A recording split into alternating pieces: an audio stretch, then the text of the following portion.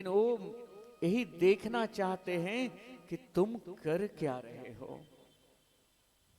आपके प्रत्येक कर्म को भगवान जानते हैं, प्रत्येक कर्म को जानते हैं, लेकिन आपको भी उनके सामने समर्पण करना होगा और तभी आपके कुकर्म का मार्जन हो सकता है, तभी हो सकता है।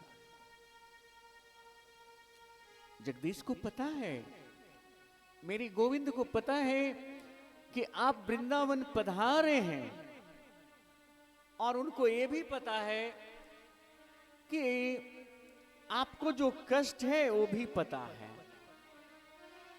हर चीज पता है। तो बताने के बजाय गोविंद को याद करते रहे, और नहीं तो फिर तो आप अपना पुण्य हमको समर्पित करेंगे।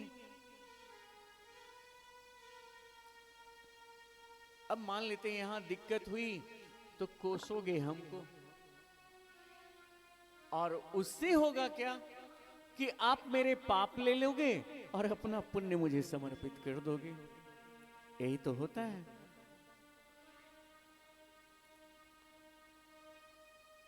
आपको कष्ट है तो ये लिखा हुआ था, ये लिखा हुआ था, इसलिए उस पे ध्यान मत दीजिए। उन्होंने अपना पाप बता दिया कि मैं एक ब्राह्मण का अपमान किया गोविंद और मुझे श्राप मिला है। प्रभु जी आप कोई उपाय मुझे बताओ। ओ सिर को हिलाए, आगे उन्होंने कहा, प्रश्न किया, ओ मेरे नासन कौन व्रत धारे,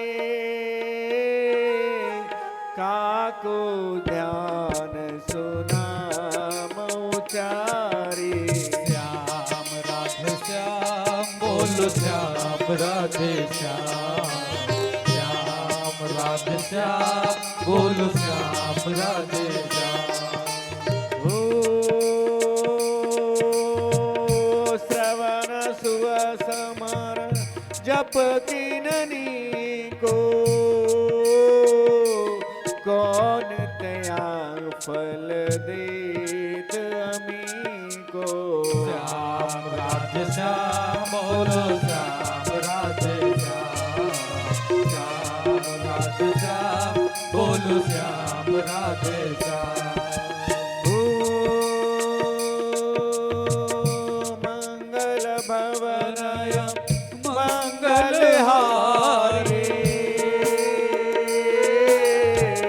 उमा सहित भजहि त्रिपुरारी। श्याम राधे श्याम बोलो श्याम राधे श्याम, श्याम राधे श्याम बोलो श्याम राधे श्याम।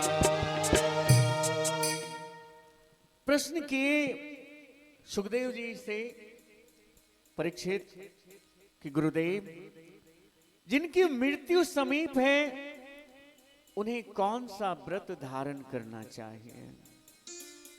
जिनकी मृत्यु समीप है उन्हें कौन सा व्रत धारण करना चाहिए, किसका ध्यान करना चाहिए और किसका नाम लेना चाहिए, किनके गुण लीलादि को उन्हें श्रवण करना चाहिए, किसका स्मरण करना चाहिए तथा किनका जप करना चाहिए, और क्या त्याग करना चाहिए जिससे अमृत सरीखे फल की प्राप्ति हो, अर्थात जन्म जन्मांतर के बंधन से छुटकारा मिल जाए।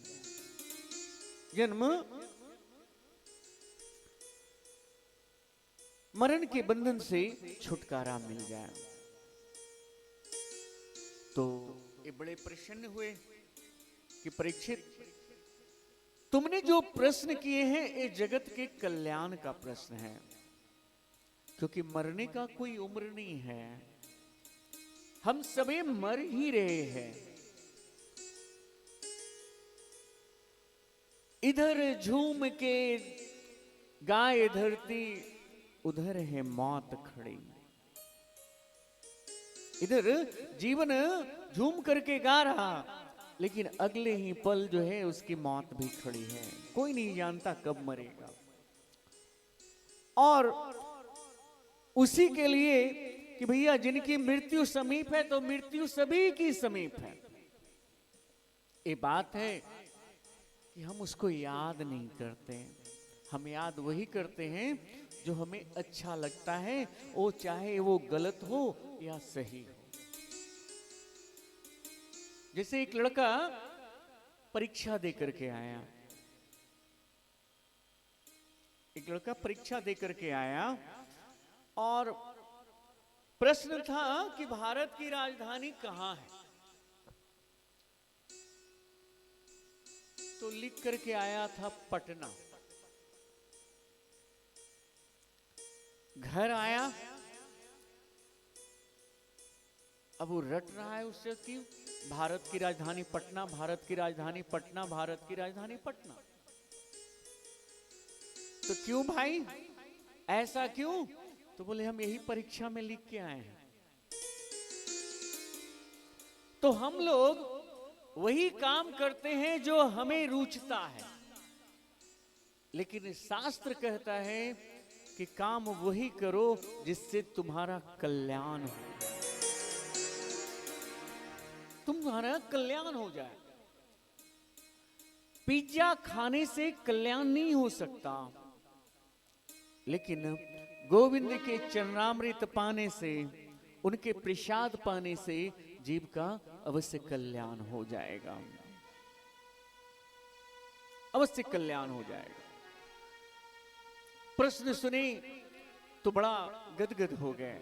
और संत जनों से ऐसा प्रश्न ही पूछना चाहिए जिससे पूछने वाला का कल्याण, बताने वाले का कल्याण, और अगर उस मार्ग से कोई जा रहा हो, सुन लिया, तो उसका भी कल्याण हो जाए, उसका भी कल्याण हो जाए।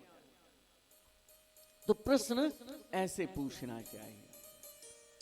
सुखदेव जी कहे, इहे कहन आयो निरपति, बोलियो मुनि रस घोर, दऊ अमृत पद तुम ही निरप, हरि रस घोले अमूल।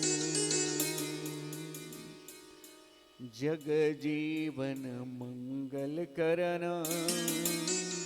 हरण सकल भव व्याधि, तुम ही सुझाओ सुगम पथ, पाव सुगति जेहि पाए। सुखदेव जी बड़े मीठे स्वर में कहे कि राजन, मैं यही सब कहने आया हूं। मैं अमूल्य हरि रस का अमृत पान कराकर तुम्हें परम पद पर अवश्य पहुंचाऊंगा। परमात्मा के नाम का गान इतना करा देना है कि तुम जो है परम पद पर पहुंच जाओगे। गीता में भगवान कहते हैं कि अर्जुन, अंत काले च मामेव स्मरेण मुक्त्वा कलेवरम। जो अंत समय में मुझे भजता हुआ इस शरीर को त्याग करता है, वो मुझे ही प्राप्त हो जाता है, वो मुझे प्राप्त हो जाता है। तो जब अंत समय तो कभी भी आ सकता, कभी भी आ सकता। अभी मैं कथा कर रहा इधर पे, जाने का तो कोई है नहीं। तो इसीलिए प्रत्येक जीव को चाहिए कि भगवत नाम का स्मरण करते रहे, भगवत कथा का श्रवण करता रहे। अब कहेंगे कि अगर यही करेंगे तो फिर काम कैसे चलेगा? आपके पास 24 घंटे हैं, अब आप 24 घंटे में 14 घंटे सोते हो, तो 2-4 घंटे कम सोया करो। 1 घंटे के लिए परमात्मा का स्मरण करो। अगर 1 घंटा आप परमात्मा का स्मरण करते हैं तो आने वाला जो 23 घंटा बचा हुआ है, परमात्मा उतना में आपका कल्याण कर देंगे, उतना में कल्याण कर देंगे। अब इतना समय तो निकालना ही पड़ेगा। जैसे आप मोबाइल में रील देखने के लिए समय निकाल लेते हैं, आप गलत कर्म करने के लिए समय निकाल लेते हैं, तो भैया भगवान का भजन करने के लिए भी समय निकालो, तभी आपका कल्याण होने जा रहा है। ऐसे कल्याण नहीं होगा। बोले और तुम्हारे माध्यम से जो मैं मार्ग दिखा रहा हूं, तुम्हारे माध्यम से इस जगत का कल्याण करने वाला होगा। तो स्मरण किसका करो? कृष्ण का। जप किसका करो? कृष्ण का। लीला श्रवण किसका करो? श्री कृष्ण का। तो यहां पर आगे भगवान के लीला अवतारों की कथा सुखदेव जी प्रारंभ करते हैं। भगवान का जन्म हुआ था चंद्रवंश में। तो सर्वप्रथम चंद्रवंश का संक्षिप्त इतिहास। विष्णु